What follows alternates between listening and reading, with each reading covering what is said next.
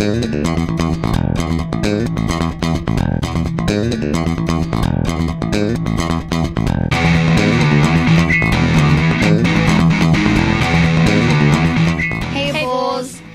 is Ariana. And this is Michaela. Ariana, off topic here, but I just saw the movie Godzilla in 3D. Oh, that reminds me, there's a 3D art segment coming up. Hey Bulls, today we're talking about 3D sidewalk art. 3D sidewalk art is a type of art that is drawn to 2D floor and looks three-dimensional. The material they use to make 3D sidewalk art is pastel chalk, cloth, water, and a can of hairspray. After doing our research, we found out that it takes up to 3 days or a week to finish the art, but it really depends on how big it is drawn. Some art might look like you're gonna fall in or touch it.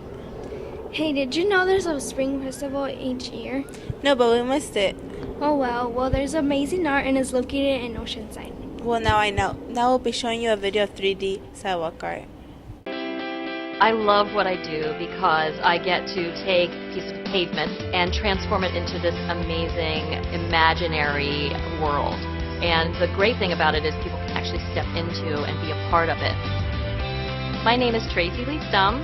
I'm a professional artist from California, and I specialize in 3D street painting or chalk art.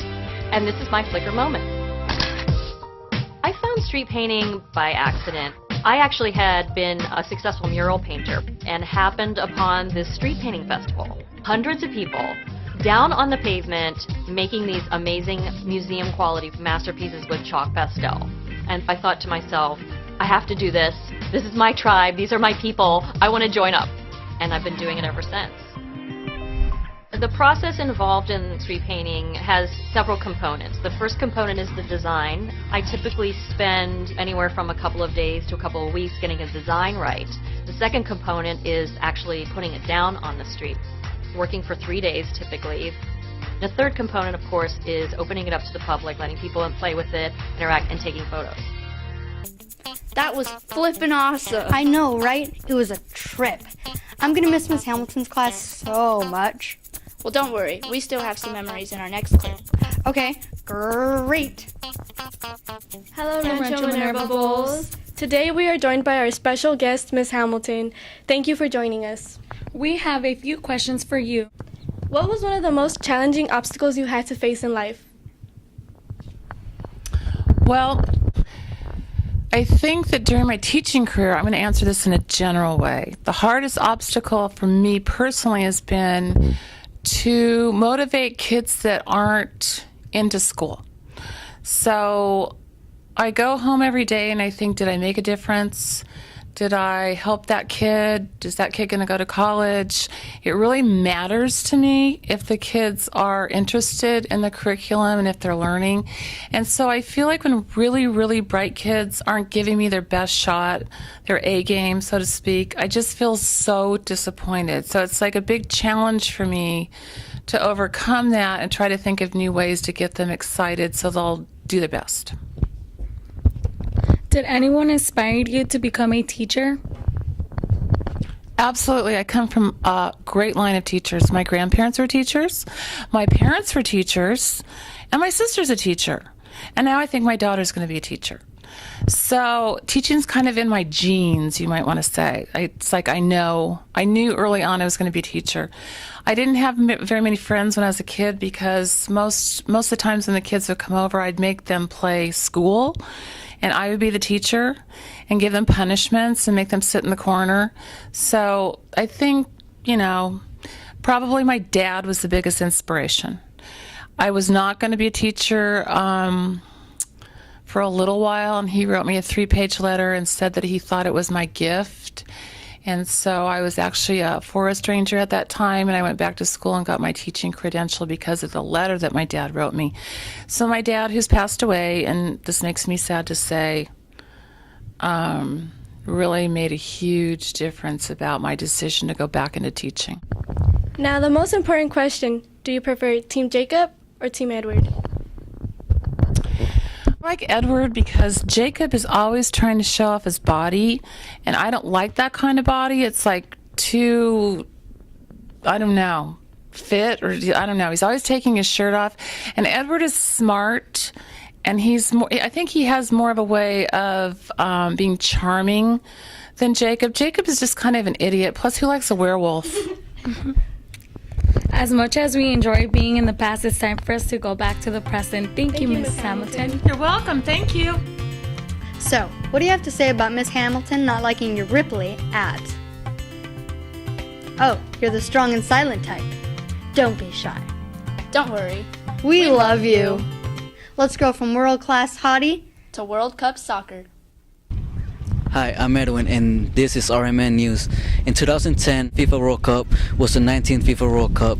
It began from June 11 to July 11, 2010. It took place in South Africa. The International Football Federation, the FIFA, chose South Africa over Egypt, and South Africa was the first African nation to host the finals. At the end, the championship winners were Spain. Hi, my name is Brian. And my name is Alex. So, Alex, did you know the World Cup is in about 7 days? No. Well, there will be many magnificent teams all over the world, including Spain, Germany, Brazil, and Mexico, and the United States will also be competing in the World Cup.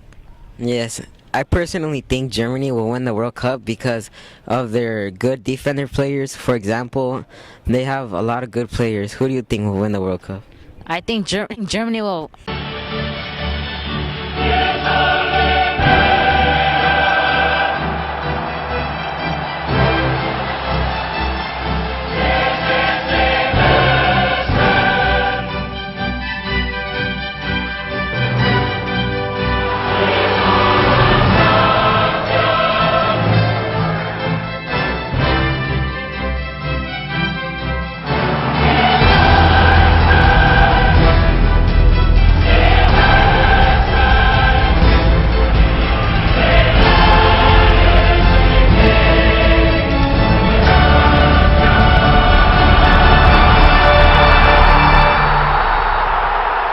Great job, guys.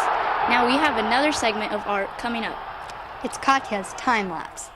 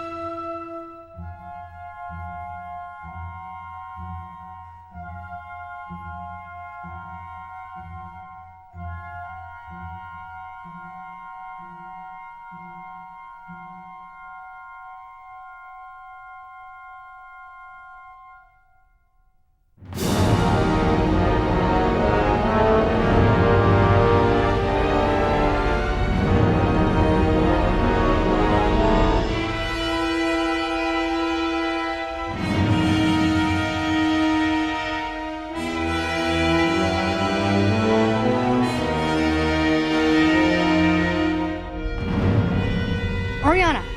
Huh? Stop reading, we're filming. Oh, hey, Bulls.